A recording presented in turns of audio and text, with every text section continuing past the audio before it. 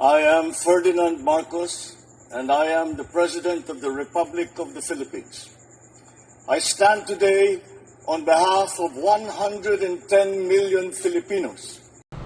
Next question, Maricel Alili, TV5. Magandang umaga, Yusek. Yusek, about the issuance of arrest warrant against former presidential spokesperson Attorney Harry Roque. Ang sabi po niya kahapon, malinaw that he is a victim of political persecution by the Marcos government because he is an ally of the Dutertes. Your comment on that, Yusek? Yan po naman talaga ang kanyang magiging naratibo, kanyang depensa. Pero hindi po niya sinasagot ng mabuti kung nasaan nga ba yung mga dokumentong kanyang ipinangako sa House of Representatives at that time na nagkaroon po ng hearing sa Quadcom. Hindi po niya natutugunan yon at kung ano man yung mga sinasabing di umanong hidden wealth niya ay hindi pa rin niya po natutugunan. So paano po kayo magkakaroon ng political persecution? At tandaan po natin, korte mismo ang nag-issue ng valid warrant of arrest patungkol po sa kaso ng qualified human trafficking. At hindi lamang po yan. Meron po tayong nabalitaan na meron din pong pending case for alleged land grabbing sa Bataan. At ito po ay di umano'y nakapending sa Ombudsman since 2023. So siguro dapat din po natin malaman ang detalye dito at ang katotohanan tungkol sa akusasyon ng mga 77 farmers patungkol sa di umanong land grabbing na ginawa ni Atty. Harry Roque.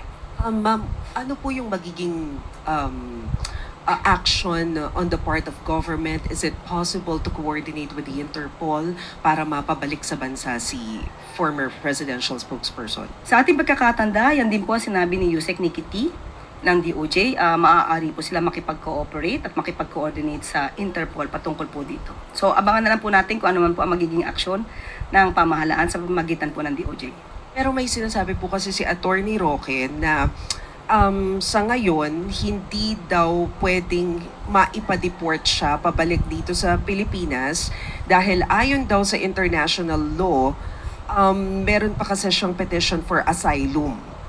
So, kumbaga nakapending pa doon.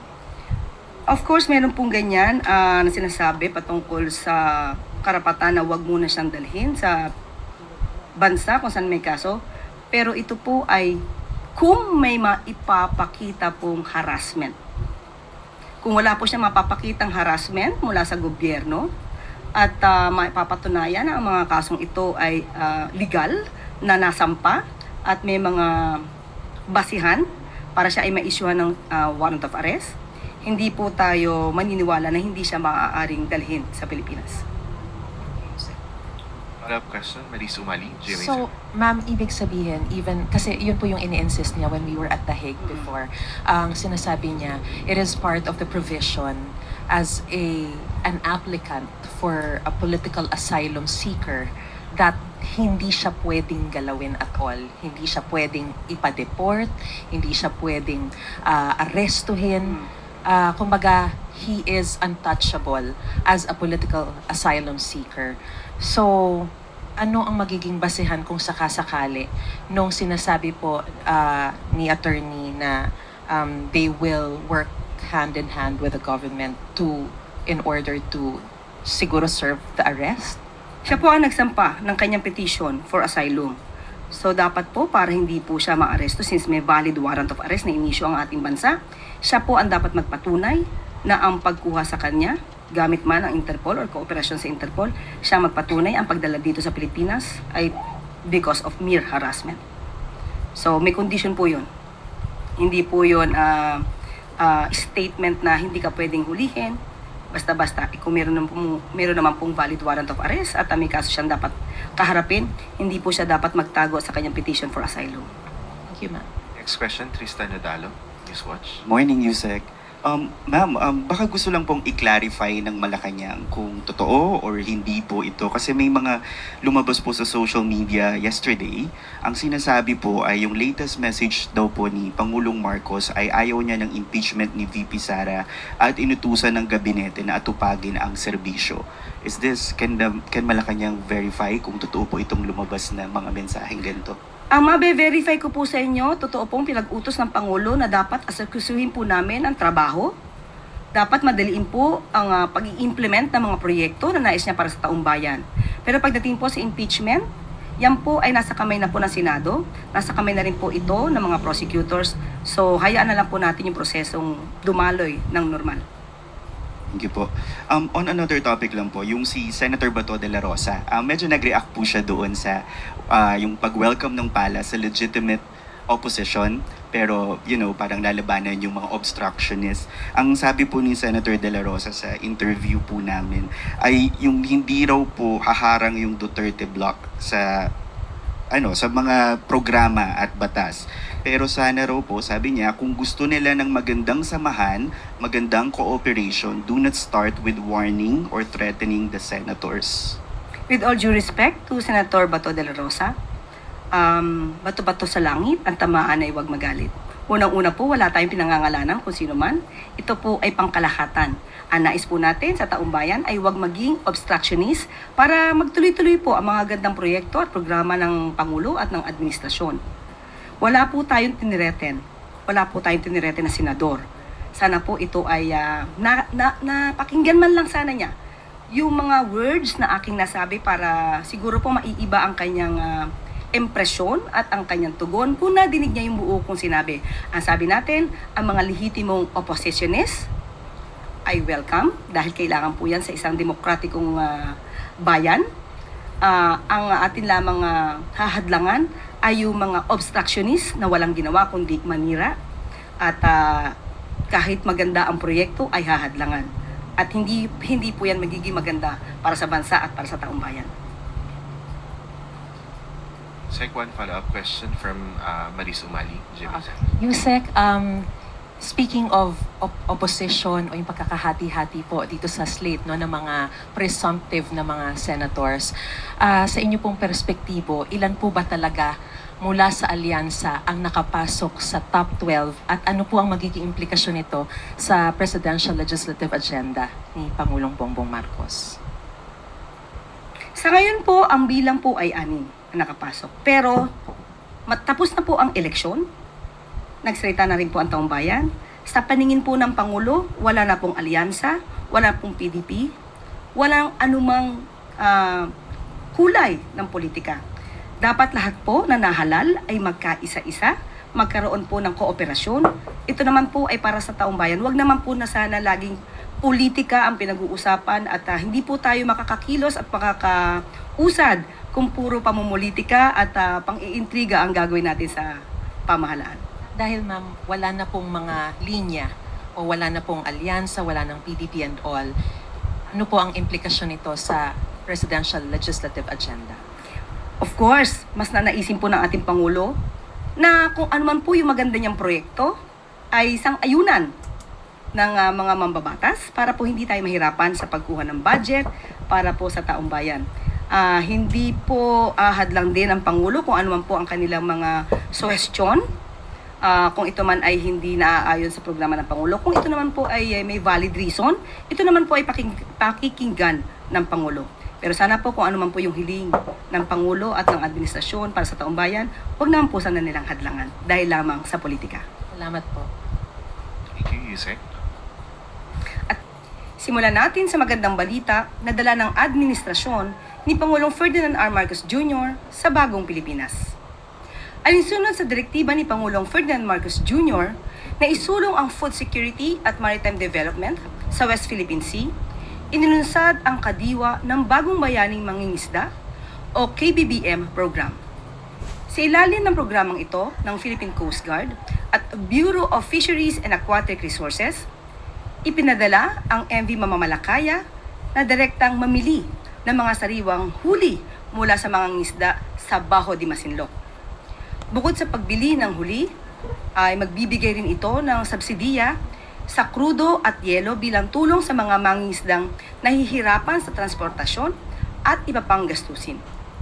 Sa unang biyahe pa lamang ng MV Mamalakaya, matagumpay na ito nakabili ng 20 toneladang sariwang isda mula sa mga lokal na mangingisda.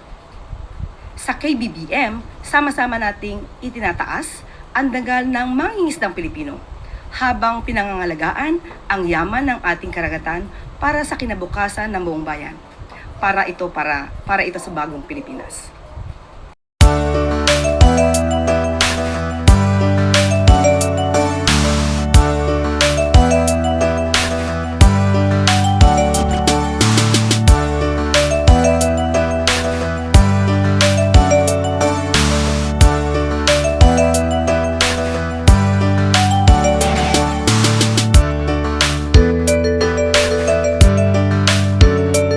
Sa 3 araw na pag-arangkada ng Kadiwa sa Kanlurang Karagatan o KKK Project sa West Philippine Sea, malapit sa Bao de Masinloc, 3 araw ding umaligid ang barko ng People's Liberation Army Navy ng China. Bagamat walang ginawang agresibong aksyon ng Chinese vessel, may pagkakataong lumapit ito sa distansyang 2.02 nautical miles mula sa MV Kunimatsu vessel, isa sa mga barko ng Pilipinas na bahagi ng misyon. Sa kabila nito, hindi natinag ang KKK project sa tulong na rin ng escort vessel ng Philippine Coast Guard na BRP Gabriela Silang.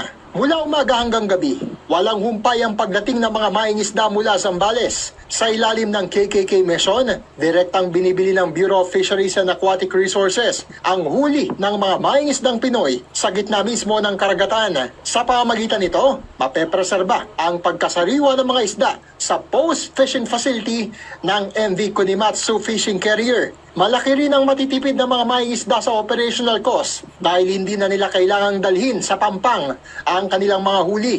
Binigyan din sila ng supply ng diesel at yelo. Ay, malaking bagay po sa amin yan, sir.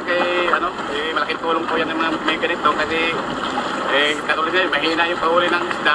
Para po sa amin, maraming salamat po at malaking bagay at malaking tulong po yun sa amin, sir. Kasi medyo nakakabawas po ng panggastos at konsumo ng starting namin sa bangka. Malaking tulong po sa amin yun kahit nababawasan po yung konsumo po namin, yung starting po. Pre, nagpapasalamat po kami sa Coast Guard, sa people at saka kay Presidente. Ayon naman sa PCG, bukod sa malaking tulong sa kabuhayan ng mga mangingisda, layunin din itong mahikayat silang huwag matakot pumalaot sa sarili nating teritoryo. The objective is to make sure that the Filipino fishermen will be encouraged na mangisda sa West Philippine Sea and to go further out, no? Not just on the territorial sea natin. In this kind of support of the government, we can be able to increase the fishing activities ng ating mga kababayang Pilipino. At the same time, mas tataas ang supply ng pangisdaan at makaka-apekto ito sa presyo ng ating seafoods, no, na kinakain dito. Bilang tugon sa direktiba ni Pangulong Marcos Jr.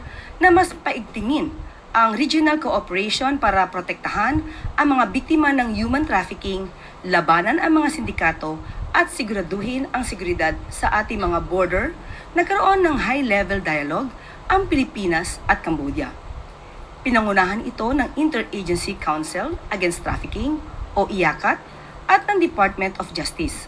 Katuwang ang Cambodian National Committee for Counter-Trafficking ang Regional Dialogue and Knowledge Exchange target ng dalawang bansa na palakasin, target ng dalawang bansa na palakasin ang ating ugnayan sa pagbabahagi ng mga best practices at pagtugon sa mga bagong anyo ng trafficking, gaya ng forced labor sa mga scam hubs.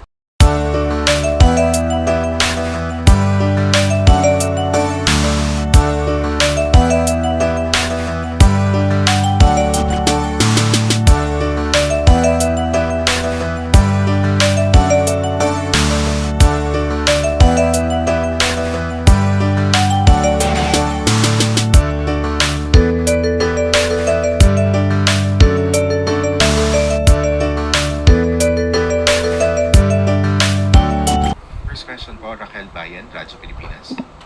Yes, sir. Good morning po. Doon po sa initial na pagbiyahe ng MV Mamalakaya, ilang mangingisda po kaya yung napagbilhan natin and how much po kaya yung naging buying price natin doon sa mga isda? Opo, ayon po sa ulat po ni Commodore Triella, meron pong nabiyayaan o nabinipisyuhan po ng 120 fishermen. At 11 na fishing vessels po ang nabinipisyuhan ng Kadiwa program, ang KBBM. 20.3 tons of fish ang nabili at diretsa po itong naibagsak sa fish port po. At yun po, at ito po ay magtutuloy-tuloy hanggat marami silang nakikita at monitor ng mga fishing vessels na maaari nangingisda at hanggang 2028 po ito ay ipapatupad. Okay, so safe to say, Yusek, na until Marcos administration po magtutuloy-tuloy po yung pagpapadala natin ng sa West Philippine Sea. Yes, opo, para matugunan din po ang issue about food security. Talaga po ito ay pinag-utos ng ating Pangulo. And can we say, Yusek, na bahagi rin po ito ng effort ng pamahalaan para ma-increase yung presence natin sa West Philippine Sea? Opo, dahil tayo naman po ay may karapatan dito sa Baho de Masinloc at dapat lamang po ma-exercise ng ating mga kababayan kung ano ang nararapat na mga karapatan po natin. Next question, Harley Valbuena, PTV4. Good morning, Yusek. Ma'am, still in line with the food security, doon po sa 20 pesos rice, do we have a timeline as to when we can make the benteng bigas meron na available for all? And then, may we also know the criteria in choosing the priority areas kung saan po natin dadalhin yung 20 pesos rice? Sa ngayon po, ang sa Kadiwa centers, vulnerable sectors po ang makikinabang pansamantala hanggang December 2025. Sa LGUs po, kung ano man po ang kanilang magiging guidelines, maaari po ito maging rice for all. Depende na po yan kung ano po ang magiging panuntunan ng LGU na siyang makikipag-cooperate po sa programang ito. Pero ang plano po sa susunod na taon po ay magkaroon po ng budget para maibigay po ang 20 pesos na bigas kada kilo sa lahat. Yan po ang plano, depende po sa budget. Pero ipagdasal po natin na makaya po ito ng ating Pangulo at ng administrasyon para po ito sa taong bayan. Follow-up lang po. Kamusta naman po kaya yung cooperation ng mga LGUs na involved sa rice, doon po sa BBM Rice? Since magkakaroon din po yata tayo ng transition ng leadership doon sa ilang LGUs since tapos po yung elections. Of course, may dadasal po natin na makipag-cooperate ang mas nakakaraming local government units sa abot ng kanilang makakaya. Pero pansamantala ay aalamin natin dahil nga may mga bagong pinuno na nahalal at titignan po natin kung hanggang saan sila pwedeng makipag-cooperate sa programang ito ng ating Pangulo. Bago po tayo magtapos, tuloy-tuloy pa rin po ang pagbebenta ng 20 pesos kada kilo na bigas para sa ating mga Kadiwa centers para sa mga nasa vulnerable sector. Pakinggan po natin ang ilan sa mga nakabili na ng murang bigas. Sana tuloy-tuloy lahat. Sana tuloy-tuloy yung bigas na ganyan na katulad ng pinangako niya. Natupad na ngayon, lalong maganda. Salamat na salamat. Sige po. Ay malaking tulong po ito sa tulad ng mga senior, lalo na po yung ibang walang trabaho, hindi na po nakakalakad. Malaking tulong na po ito, nakakakain na po kami ng sapat. Nakita niyo na po ba yung kalidad po ng bigas? Hindi pa nga po, ngayon pala po, nung nalaman po namin yun na po, nagpunta na po kami. Salamat naman po at natupad na po yung sinabi po ni President po ang nagsabi nito na bibigyan na po ng tao ng 20 pesos para kahit magkano yung unbibi ng tao, pwede na po sila makakain ng 3 beses sa isang araw. Ay malaking tulong po ito sa tulad ng mga senior, lalo na po yung ibang walang trabaho, hindi na po nakakalakad. Malaking tulong na po ito, nakakakain na po kami ng sapat. Nakita niyo na po ba yung kalidad po ng bigas? Hindi pa nga po, ngayon pala po, nung nalaman po namin yun na po, nagpunta na po kami. Salamat. Masaya ako ngayon, ma'am, kasi gusto kong bumili ng bigas na 20 pesos per kilo. Kasi ngayon, alam mo na ngayon, panahon, mahalin na ang mga bilihin. Malaki na itong may tutulong sa pamilya ko. Yung ibang budget, iba na rin ang bilihin namin. Kasi maganda na itong na natupad na ni President yung pinangako niya na 20 pesos per kilo ang bigas. At maliban po dyan, patuloy pa rin po ang libreng medical na serbisyo sa bukas centers. So alamin po lamang ninyo sa inyong mga local government units kung saan po matatagpuan ang bukas centers. Ma-avail nyo po ang mga libreng testing, blood testing, patungkol po sa inyong diabetes, at mayroon din pong operasyon para sa katarata. Alamin nyo lamang po, yan po ang mga programa ng ating Pangulo, ilalaman po yan. Bigas at bukas. Dito po nagtatapos ang ating briefing ngayong araw. Maraming salamat, Malacanang Press Corps, para sa bagong Pilipinas.